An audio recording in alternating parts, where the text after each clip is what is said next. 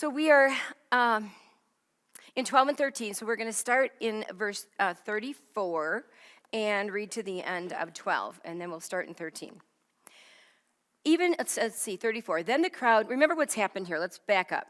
Remember, Jesus has come through. It was Palm Sunday, right? Triumphal entry. He's on the donkey, and this. And now, of course, he's predicting his crucifixion, and his soul is troubled. And he says, look, but if I'm lifted up, from the earth, I will draw all people to myself. And he said this to signify what kind of death he was about to die. Verse 34. Then the crowd replied to him, we have heard from the scripture that the Messiah will remain forever.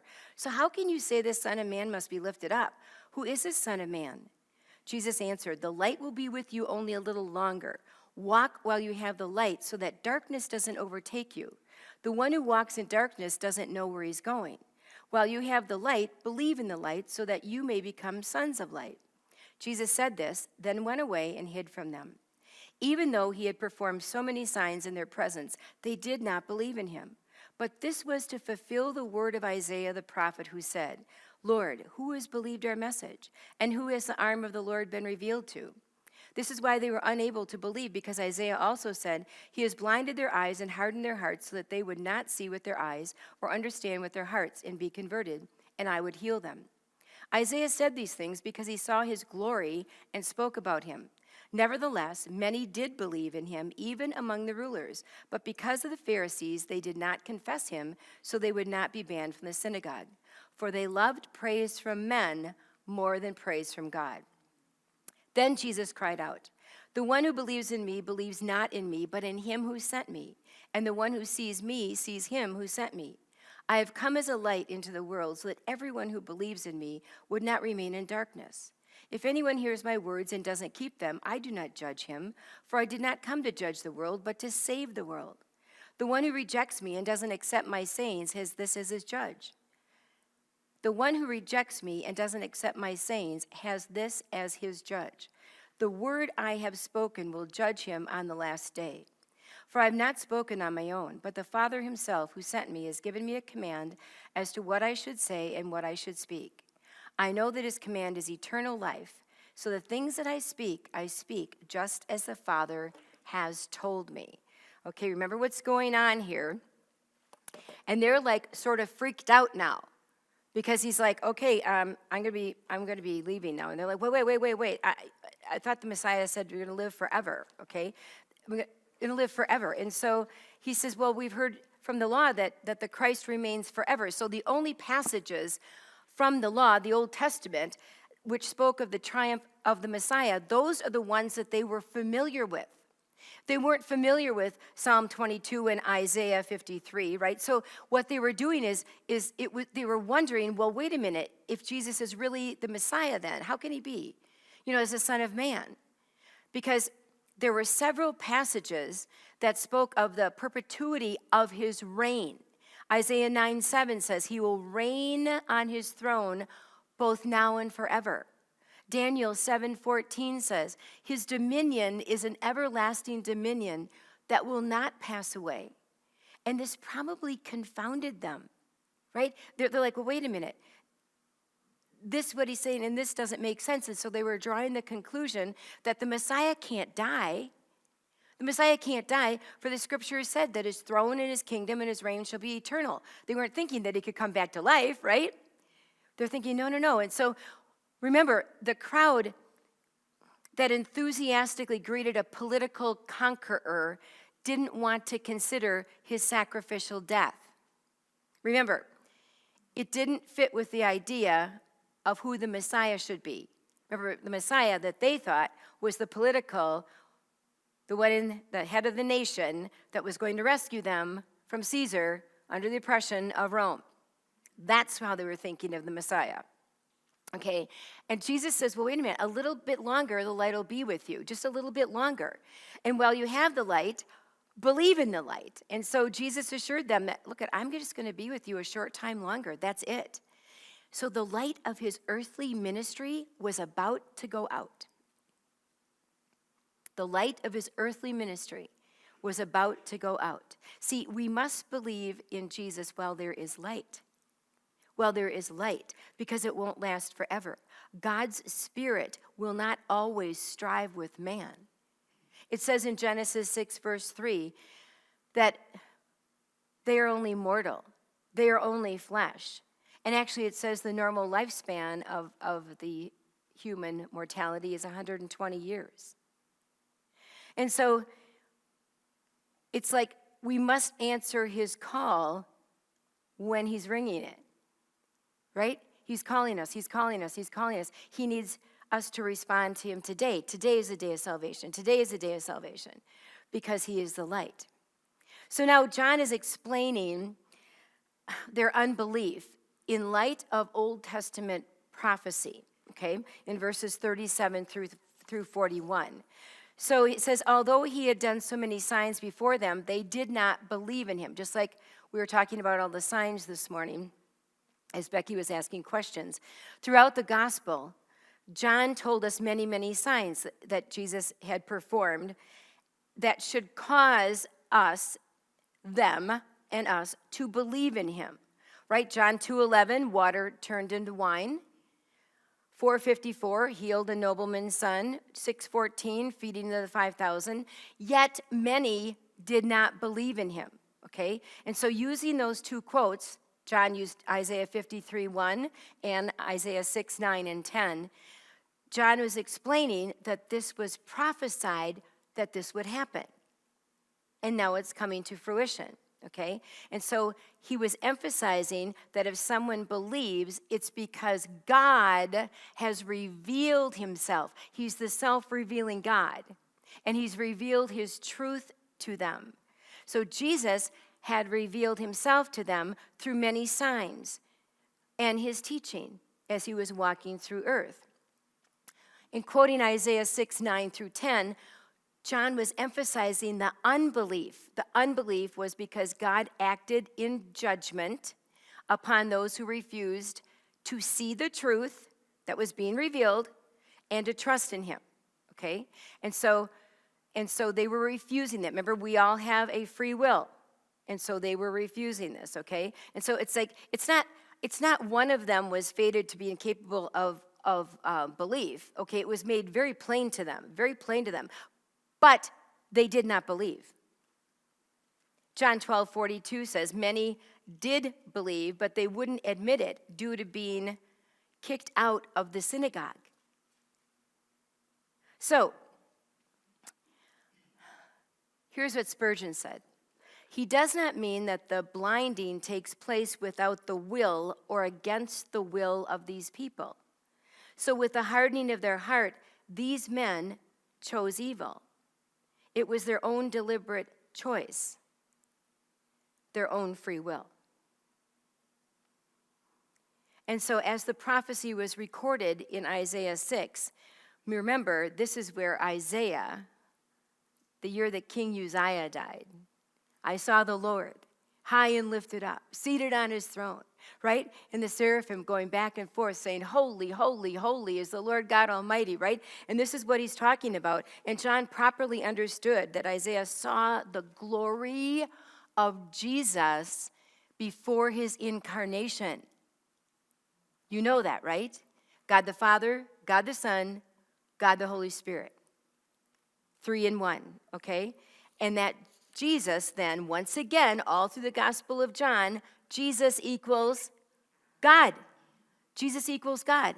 He is deity, okay? And so the vision that Isaiah recorded in Isaiah 6 is interpreted by John as a vision of the Godhead as a whole. So the prophet saw Christ's glory as well as the Father's glory. So some of the rulers now, in verses 42 through 43, have a weak belief in Jesus, okay? It's like, okay, they believed in him, but because the Pharisees would kick them out if they knew they believed. They wouldn't be able to come to the synagogue. So they didn't confess him. So at this point, there were many people who believed in Jesus secretly. Closet Christians. We're not supposed to be that, right? Absolutely not, okay? They saw the signs, They saw and heard his teaching, yet because they were afraid what others would do against them and kick them out of the synagogue, they did not openly declare, they did not openly confess their allegiance to and trust in Jesus Christ. See, I'm assuming by you even being here today that you want to live out loud, that you're openly confessing that I am a follower of Jesus Christ until I see him face to face. That's a good thing. That's how we're supposed to live. It's more caught than it is taught, right? Because secret discipleship is a contradiction in terms. Secret discipleship is a contradiction in terms. It's like either the secrecy kills the discipleship or the discipleship kills the secrecy. Those two can't exist together. It's like oil and water. And why did they do that? Because they love the praise of men more than the praise of God. Be careful. Be careful. You love that. Your reward is here. That's it. That's it. Jesus had just explained. He had just explained, if you remember from a couple weeks ago, that if they served Jesus, they're going to receive honor from God. Remember that? Not only from Jesus, but from God the Father. That's John 12:26. That's what they're going to receive. Yet many of them did what? They loved the honor that came from everybody else. That they loved, that came from everybody else, not the praise that comes from God. And so that's how they lived. And so in 44 through 50, what happens is Jesus makes a last passionate appeal to the multitude. It's like he's making a final appeal to believe, okay? And he cries out, right? And he said, now, these are the last words in John's gospel from Jesus to the public. These are the last words from Jesus to the public. And in this last speech to the multitude, Jesus emphasized the themes of his previous preaching in John, right? He was reminding them of his teaching. He was challenging them to decide to believe in him. He was warning them against deciding against him, right? And he was giving a promise to those who decided to believe in him. And so he cried out. I mean, that means, in the Greek, it means his shouting was persistent. It was persistent. He kept on keeping on. He kept on keeping on. He says, he who sees me sees him who sent me, right? And so he emphasized once again the unity between Jesus and his Father, Father God. To believe in Jesus was to put faith in him who sent Jesus. You believe in Jesus, it's a relationship right to God the Father. And so you believe that, right? Even more than it was to put faith just in Jesus himself. Jesus allows us to enter the throne with God the Father. Here's what Spurgeon said. Though it was for asserting this, his oneness with God, that they were going to crucify him, yet he retracts nothing of what he had spoken, but he strongly reasserts it in the very jaws of death. Right? He just keeps walking straight through for the reason that he came, to die, so that you and I could live. He says, look, I have come as a light into the world. So Jesus stressed his own truthfulness. And if you're going to follow Jesus, you then will have light, and you won't live in the darkness anymore. How great is that, right? He goes, look, I didn't come to judge the world. I came to save the world. That's why I came. That's why I've been walking this earth. That's why I'm walking to the cross. Okay, you guys, the incarnation of Jesus wouldn't have been necessary if he just came to judge the world. Incarnation means that he was God in the flesh. There had to be blood for him to die, to be our perfect atonement for our sin. He didn't need to add humanity to deity if he was just going to judge the world, but he needed to do that to rescue humanity, to rescue you and me.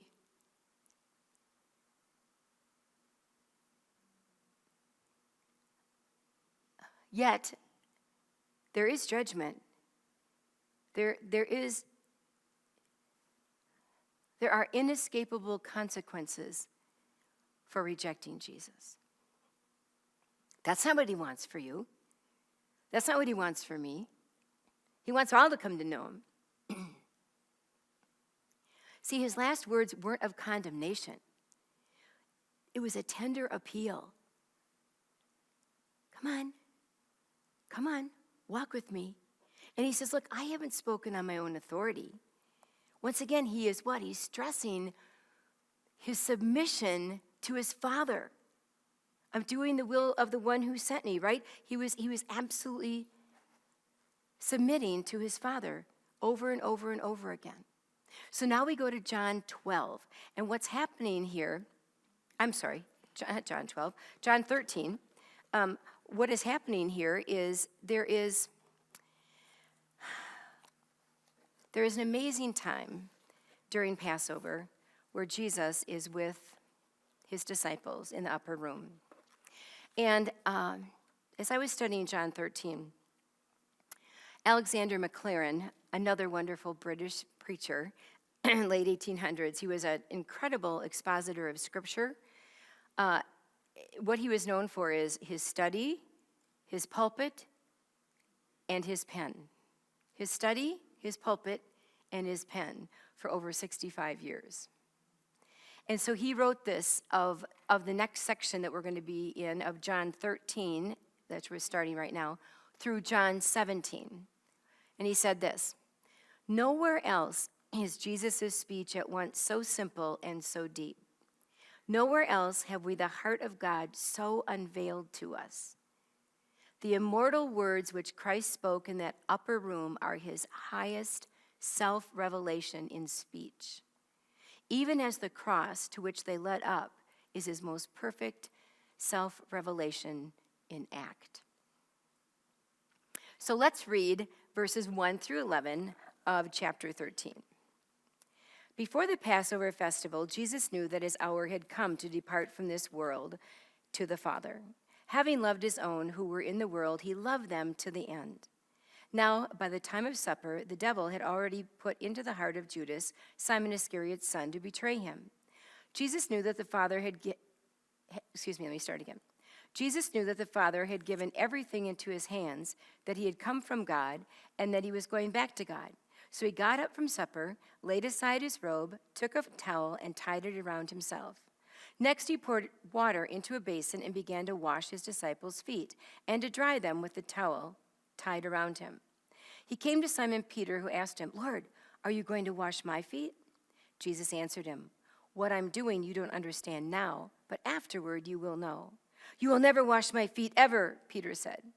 Jesus replied, "If I don't wash you, you have no part with me." Simon Peter said to him, "Lord, not only my feet, but also my hands and my head." "One who is bathed," Jesus told him, "doesn't need to wash anything except his feet, but he is completely clean. You are clean, but not all of you." For he knew who would betray him. That is why he said, "You are not all clean." All right, let's dig into this. So here's Jesus and his disciple, and he's going to wash their feet. They don't know this, right? And so what's happening is it's before the feast of Passover, and Jesus knows his hour had come. Remember all the other time? His hour hadn't come yet, his hour hadn't come yet, his hour hadn't come yet, right? Right, the Kairos time, right? The Kairos time, God's perfect time, and suddenly God. And now he knows that his hour has come. So Jesus lived his entire life on earth with the anticipation of this hour. Steep on that for a minute. He knew this was his purpose. He was walking into his purpose. He knew, remember, when it had not yet come, back in John 2, verse 4. And up to this point, Jesus enjoyed an incredible, unique protection, right, from God the Father, because his hour had not yet come. We were told that in John 7, verse 30. However, now, Jesus knows his hour has come. And he spoke of this awareness in verses 23 through 27 of chapter 12, and even said that for this purpose, he said, "For this purpose I came to this hour. So everything he did walking on this earth was under the shadow of the cross. Everything. Indeed, his hour had come, and Jesus' public ministry was over. In close to 24 hours, Jesus would hang on the cross. So this was the beginning of the end. And Jesus used these last precious hours to do what?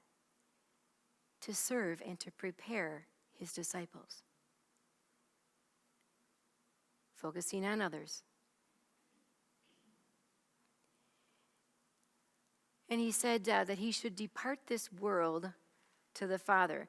So the cross isn't necessarily mentioned in 13, verse 1, but like I just said, it casts a shadow over almost every word. I mean, we see the shadow of the cross over his hour had come. We see the shadow of the cross over how he loved them to the end. We see the shadow of the cross over departing from this world. You have to remember that Jesus would only depart this world through the cross. He came to die so that you and I could live. And he said he surely loved his disciples. He said he having loved them, right? You could tell why. He led them. He taught them. He cared for them. He protected them. What Jesus gave was already more than any other teacher, any other rabbi or leader could ever give their followers. And he said, having loved his own. That's a very important phrase. Having loved his own. See, there's a love Jesus has for all people. And then there's a love that he has for his own. For you, as his child, God's child, born into his kingdom through Jesus. See, it isn't so much that Jesus' love is different, but the dynamic of the love relationship is different, because the love for Jesus is greater because why? For his own? Because it has a response. You know how that works. Your love is greater for your husband because it has a response. For your children because there's a response. For the response, that there is a response. And love answers to love. And see, Jesus has done some things for all people, and he's also done all things for some people, meaning his own, right? His own who were in the world, meaning then and meaning now, okay? So God's wider love for the world, John 3:16, for God so loved the world, right? It's not displaced by this concentrated love that Jesus has for his friends. Because why? Because it's the friends, it's the disciples, right, who experience it in its fullness. In its fullness. How do we do that? Well, we respond. We respond. And so these disciples and all disciples, meaning us, right, belonging to Jesus, they were his own because he chose them. Because he chose us, right? He says, look, you didn't choose me. I chose you. I'm the one who initiated this relationship. I'm the one who came after you. And you just said yes. You just said yes. You believed. And that's a good thing. And so the disciples, including you and me, are his own because he gave himself to them. He gave all of himself. And we're his disciples, and we're his own because his Father gave us to Jesus. How great is that? And we're his own because he would soon then purchase those disciples. We're after the cross, but right? He's going to purchase them because he purchased them on the cross. We live in the grace age. We're after the cross. We're already purchased as his disciples. And they were his own because what? Because they yielded themselves to him. They yielded themselves to him. In other words, just like James says, you draw near to me, I'll draw near to you. Loved his own. Love responds to love. And he says he loved them to the end. Jesus had loved his own, but he hadn't finished loving them. He would love them to the end. The idea behind this phrase, to the end, is like to the fullest extent. It's to the fullest extent. It's to the uttermost. To the uttermost, right? It doesn't mean that Jesus continued to love his disciples up to the end of his career. That's not what it means. It means that his love has no limits. It's to uttermost, right? It's to the fullest extent. And so that to the end means a love that will never, never, never, never, never, never, never end. It will never, ever end. Jesus will never, ever, ever stop loving his own. You're not happy enough about that. That's amazing. We can be such jerks, and he never, ever does what? He never, ever, ever stops loving his own. That amazing agape love comes from him just because he can love. Because God is love. See, it isn't a love that comes and goes. It's not a love that's here today and gone tomorrow. It's a love commitment forever. Not because of who we are, but because who he is. I mean, what we see today in the world is just this fickle love.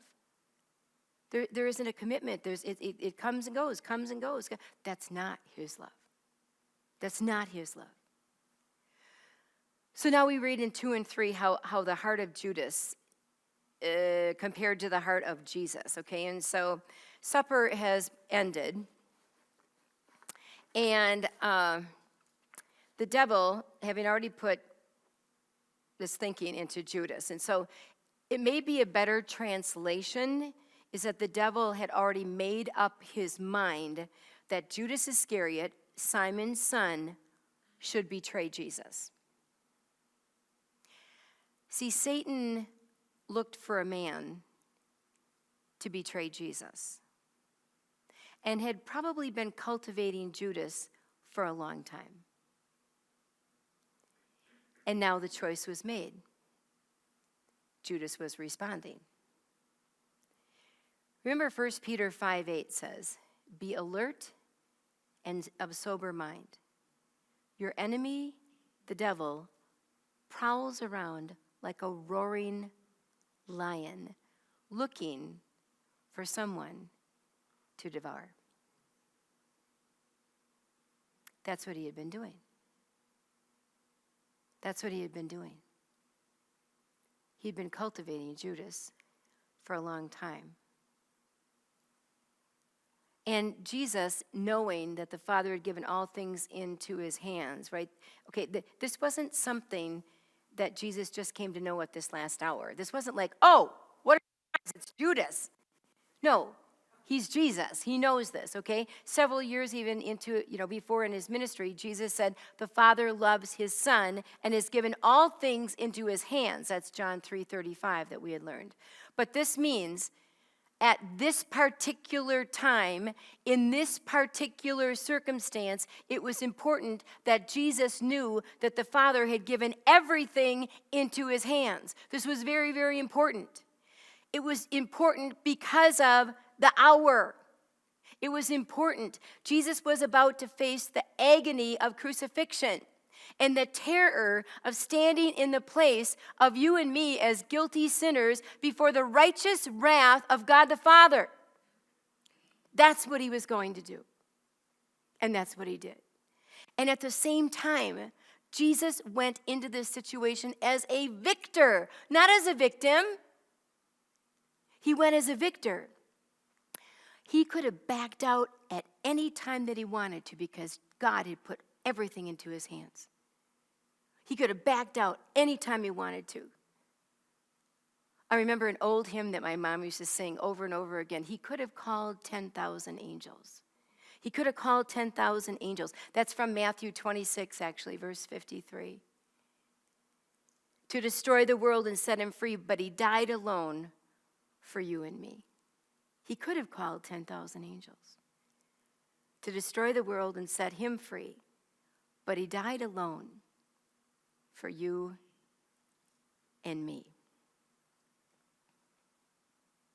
It was important because of this circumstance. Jesus was about to lower himself, literally stooping in humble service to his disciples to wash their feet. And as he served in this humble way, he didn't do it from a point of weakness. This wasn't weakness. He did it from a position of all authority. All authority, because the Father had given everything into his hands. And see, the gospel accounts often don't tell us the motive or the thinking behind what Jesus did. This, however, is different. This is different. John told us exactly why Jesus washed their feet and spoke to them with so much love in the following chapters. I mean, perhaps John asked Jesus, and maybe Jesus told him. See, the Gospel of John tells so much more about the inner consciousness of Jesus than Matthew, Mark, and Luke do. Either because John was just more observant, or because Jesus confided in the disciple whom Jesus loved.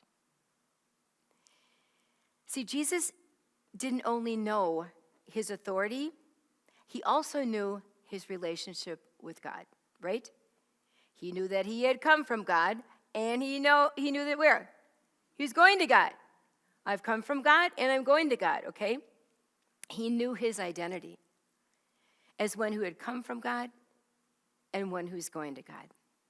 Knowing his past eternity forever, never, never, never, never, never with God the Father and God the Holy Spirit, and he knows his future with God the Father and God the Holy Spirit, he's determined to glorify him now.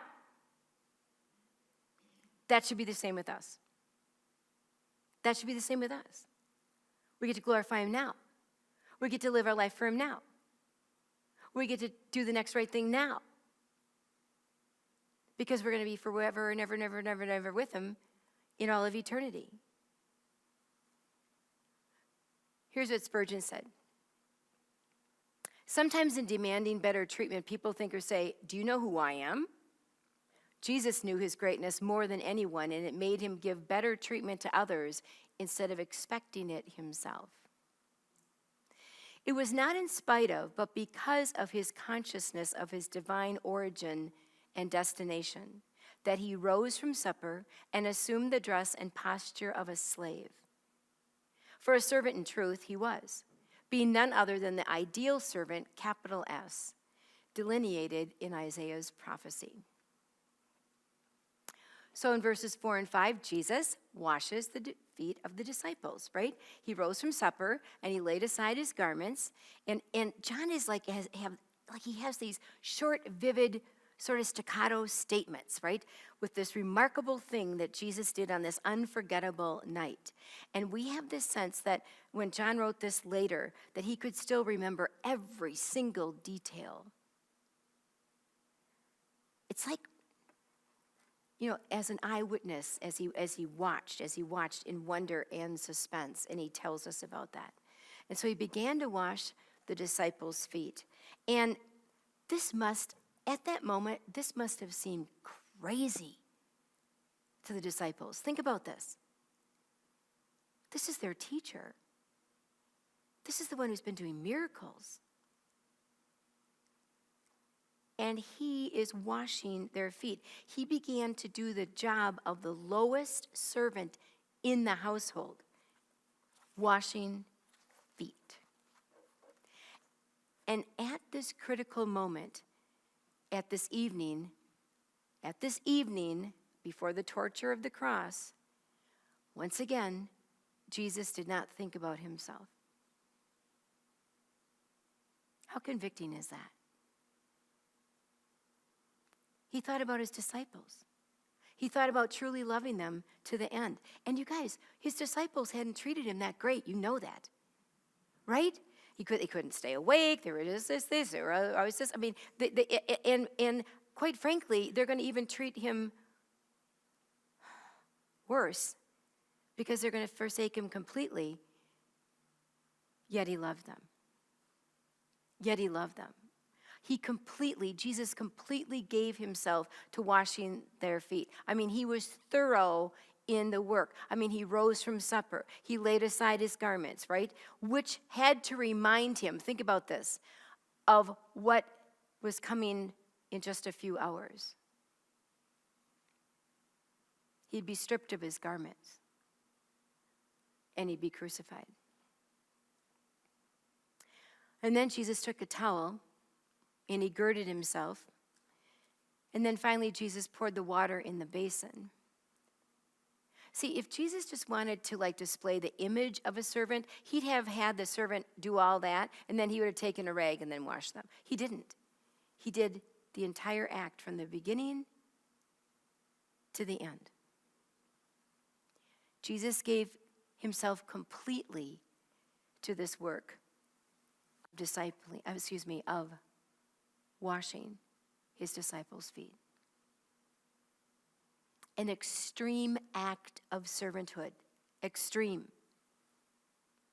I mean, it'd be absolutely unthinkable that the master would wash his disciples' feet. And then he wiped them with a towel. As Jesus went around the table, he washed and then he dried the feet of the disciples. I mean, what a dramatic scene. And in Luke 22:23, the disciples entered the room. By the way, as they were entering this room to sit down and have this supper with Jesus, you know what they were doing? They were debating who was the greatest. Are you getting this? Yeah.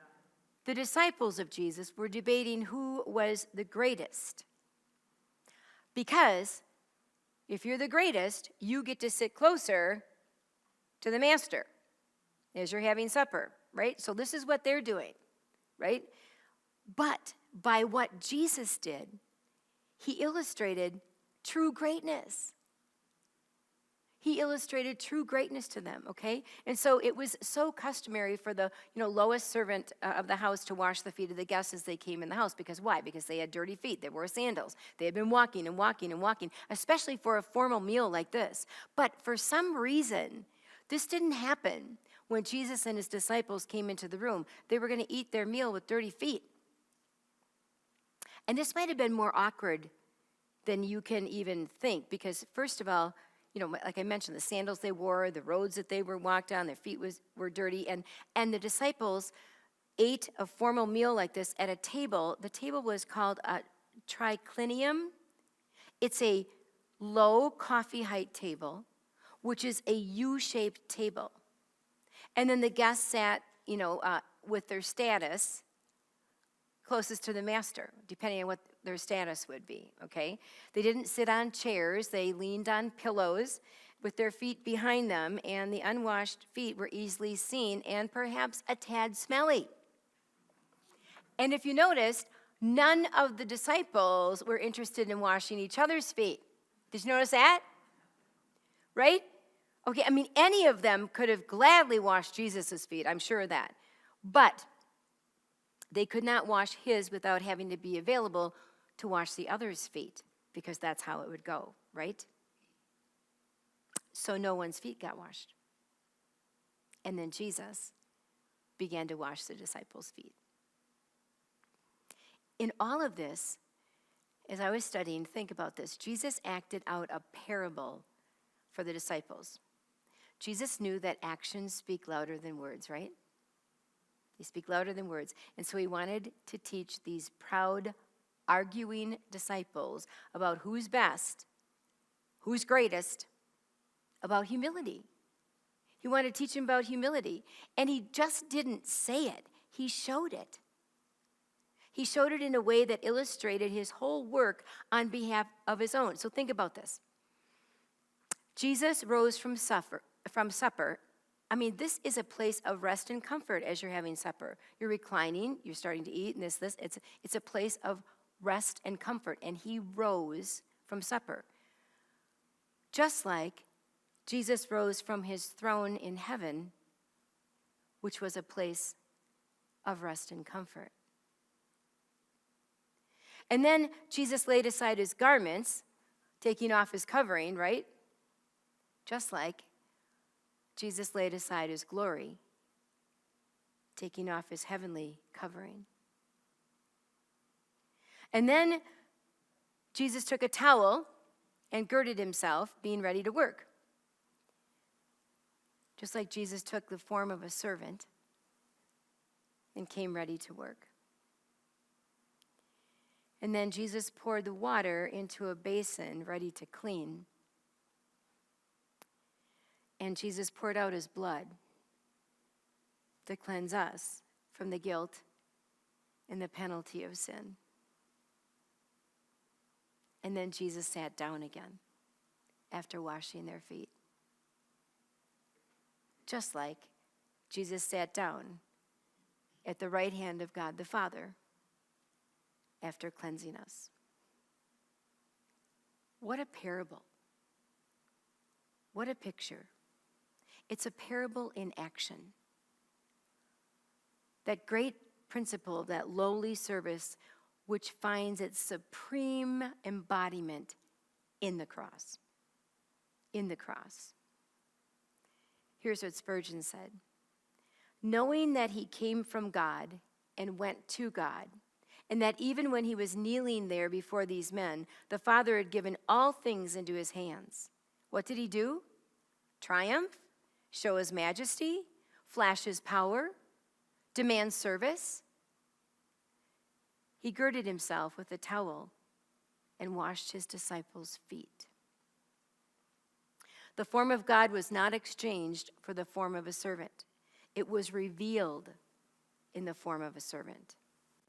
In the washing of their feet, the disciples, though they did not understand it at the time, saw a rare unfolding of the authority and glory of the incarnate Word, and a rare declaration of the character of the Father himself. In fact, decades later, when Peter wrote to the Christians about humility in 1 Peter 5, verse 5, he put it like this. Yes, all of you be submissive to one another and be clothed with humility. I mean, more literally, it means that you wrap the apron of humility around yourself. Let me tell you something. What Jesus did here remained in Peter's heart and in Peter's mind. And so good old Peter, in verses 6 through 8, right? Jesus overcomes what Peter's objections and washes his feet. He's like, Lord, you shall never wash my feet. You can't wash my feet. And perhaps Jesus thought that, perhaps Peter thought that all these other disciples were missing the point by letting Jesus wash their feet. And so he wanted us to protest and proclaim, well, wait a minute, you're too great, or we're too unworthy to have him wash our feet. So, Peter just goes for it, right? You should not wash my feet. You're not going to wash my feet. And then at the same time, he probably felt very uncomfortable because here's Jesus doing an incredible act of humility in serving Peter in washing his big, fat, ugly, right? Dirty feet, right? And so what the example of the servant's heart of Jesus made Peter and the others look extremely proud by comparison, right? I'm sure there's some conviction going on here, which is a good thing. And Jesus says, if I do not wash you, you have no part with me. So Peter had to accept this from Jesus. He became a pattern for us. If we don't accept the humble service of Jesus to cleanse us, we have no part of him. Then we have no part of him. I mean, think about this. Peter preached the good news of the kingdom and cast out devils in Jesus' name and still needed his feet washed. Peter saw Jesus transfigured in his glory together with Moses and Elijah that appeared, right? An amazing spiritual experience. And Peter still needed his feet washed. Peter's own feet are the ones that walked on water out to Jesus, right? An amazing act of faith. And still, he needed to have his feet washed. This foot washing was a powerful lesson in humility, but it was more than that. It was way more than that. It shows us that Jesus has no fellowship, no deep connection with those who have not been cleansed by him. Aren't you grateful that Jesus didn't say, if you do not have great holiness, you will have no part with me?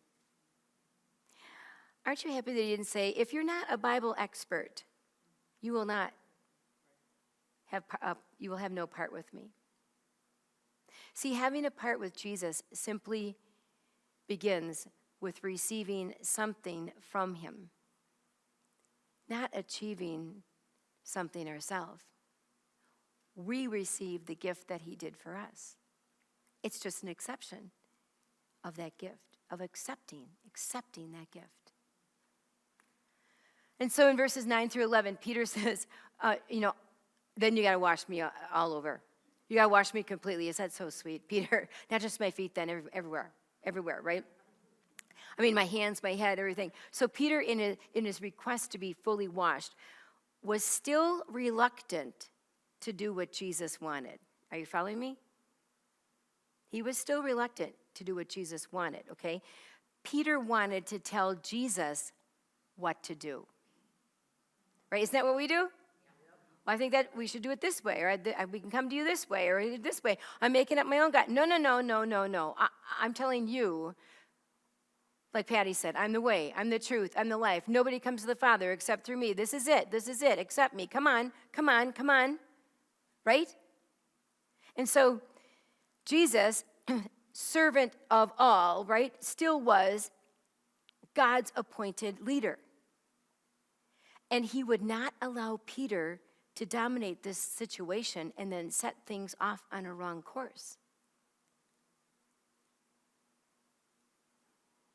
See, sometimes we show a servant's heart by doing what? By accepting the service of others for us. That's how we show a servant's heart. It's by accepting what others are doing for us. See, if we only serve and refuse to be served, that can be a sign of deeply rooted and well-hidden pride.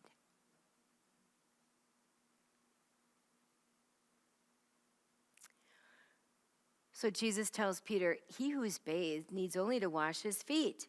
You've just been walking on the dirty floor, on the dirty ground and everything, and we just are coming to eat, and, we just need to do the feet, right? And so he's speaking as a long biblical physical washing as an illustration of what? Of spiritual cleansing. And so Jesus is teaching here that an initial bathing, right, that's distinct from ongoing washing. There needs to be initial bathing, and then you just need to continue to ongoing wash your feet, okay? We need to be bathed in our trust in Jesus and what he did for us in the cross, okay? So there is a sense that that's done once and for all, correct? That you stepped over the line and you believe, right? And then afterwards, what happens is we continually have our feet washed in an ongoing, trusting relationship with Jesus, right? It's like, forgive my sins, for this, my daily ones, and this, and that, right? It's just, you just need your feet washed. So now Jesus explains what he did, and he calls his disciples now to follow his example. Let's read 12 through 20. When Jesus had washed their feet and put on his robe, he reclined again and said to them, "Do you know what I have done for you? You call me teacher and Lord. This is well said, for I am. For if I, your Lord and teacher, have washed your feet, you also ought to wash one another's feet. For I have given you an example that you also should do as I have done for you. I assure you, a slave is not greater than his master, and a messenger is not greater than the one who sent him. If you know these things, you are blessed if you do them. I'm not speaking about all of you. I know those I have chosen. But the scripture must be fulfilled. The one who eats my bread has raised his heel against me. I am telling you now before it happens, so that when it does happen, you will believe that I am he. I assure you, Whoever receives anyone I send receives me, and the one who receives me receives him who sent me. All right, now, Jesus is explaining what he did, and he calls his disciples to do what? Follow my example. Follow my example, okay? He says, do you know what I have done to you? So Jesus' entire life has been a lesson and an example to his disciples. This is how you should live. This is how you should walk. He felt it was really important to draw, specifically to this lesson of what he had just done. He was washing their feet, and it meant something. And Jesus would not leave the understanding of that up to chance, because they would probably get it wrong, just like we would, right? He says, you call me teacher, you call me Lord, and I am, okay? And so he recognized that they recognized him as teacher and Lord. He says, okay, so then you ought to wash one another's feet. So as teacher and Lord, you need to do the same humble sacrifice of love that I've just done for you. So this example of Jesus marks their attitude and marks their action. That is what should go on continually. And this is true for you and me as well. Every follower of Jesus Christ, all who call him teacher and Lord, we should what? We should desire to be like him, and that should be our attitude and be our action. Here's what Spurgeon said: if there be any deed of kindness or love that we can do for the very meanest and most obscure of God's people, we ought to be willing to do it, to be servants of God's servants. So we, like the disciples, would gladly then wash the feet of Jesus, but that's not what he said, is it? He said, I want you to wash one another's feet. See, anything we do for another that washes away the grime of this world and the dust of defeat and the discouragement, that's a foot washing. That's a foot washing for that person. Here's what Spurgeon said: it is easy for us to criticize those with dirty feet instead of washing them.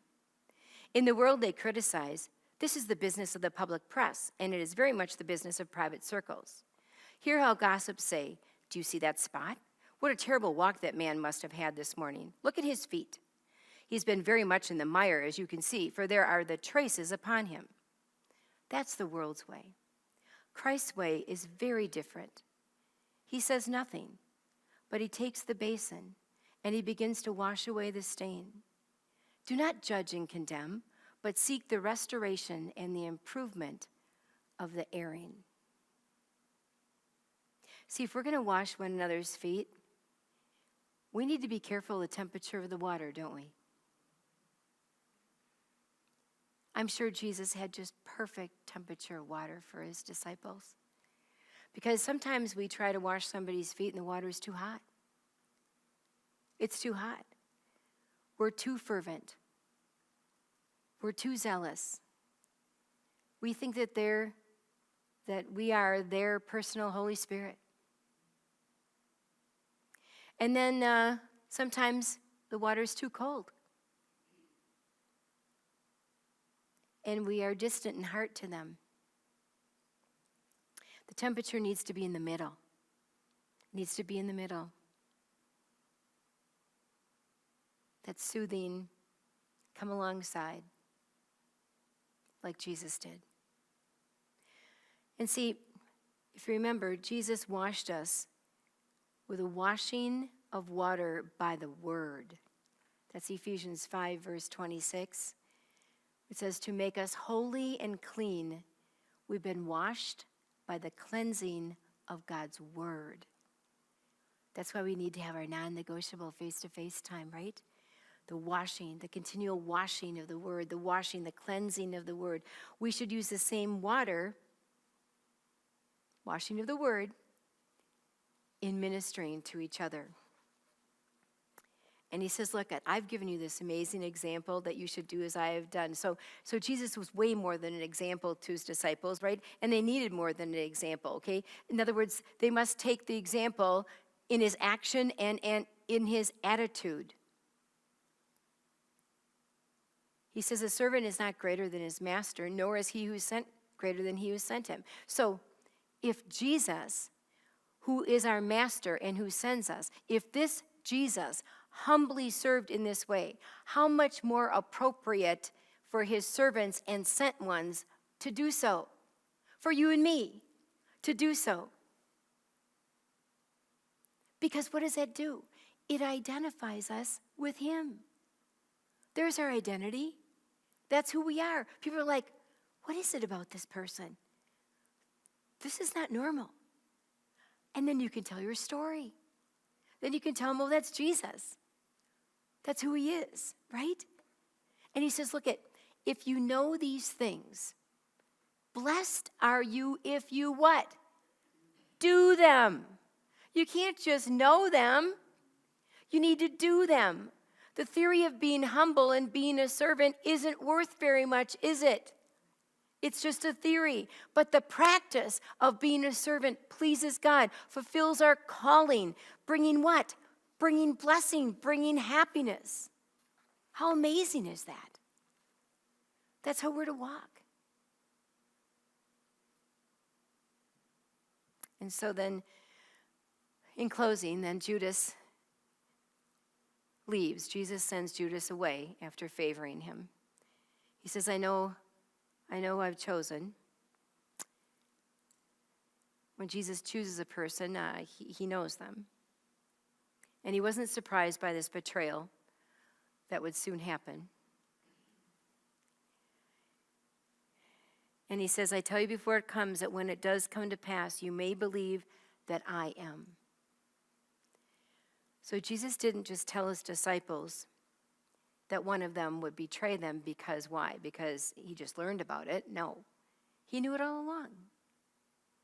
He told them so his faithful disciples would remain confident in who he was. And an ending in verse 20 when he says, he who receives whomever I send receives me, and he who receives me receives him who sent me. Jesus reminds his disciples, the faithful ones and Judas, that his work was not yet finished. Judas would not win. It's not over till Jesus says it's over. Judas would not win. The work of Jesus would continue, and they would be sent as his representatives. And he also wanted Judas to know that rejecting him meant rejecting the God who sent Jesus. You can continue reading on this week, 21 and forward, and then we're going into chapter 14 because now it's heating up because he's identified as a betrayer and he's troubled and he goes out. And then Peter, of course, goes into his denial prediction and how Jesus said, look, at before the cock crows 3 times, you're going to deny me. So let's pray. Lord Jesus, this is sombering stuff, Lord. To walk with you through this time, and especially how perfectly timed during this Holy Week. What an amazing, amazing, amazing act of humility on the night before you're going to be crucified.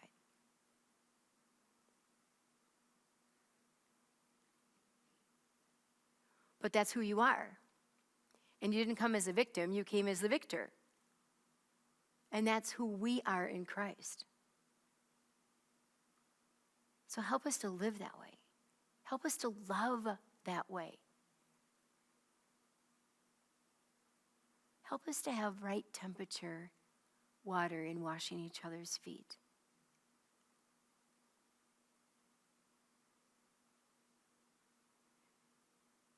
Thank you for your entire ministry on the earth. You had the shadow of the cross over you, knowing that this is the reason that you came. And I will forever, forever be grateful and indebted to you, Jesus, for being the way, the truth, and the life. because we serve a risen Savior.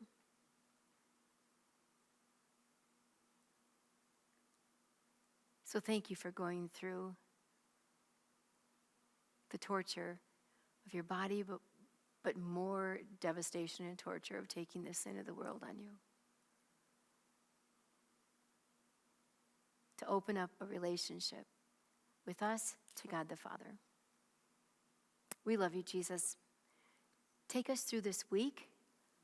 Take us through into Good Friday, and let us realize why it's so good, because your glorification was on the cross. That wasn't the end.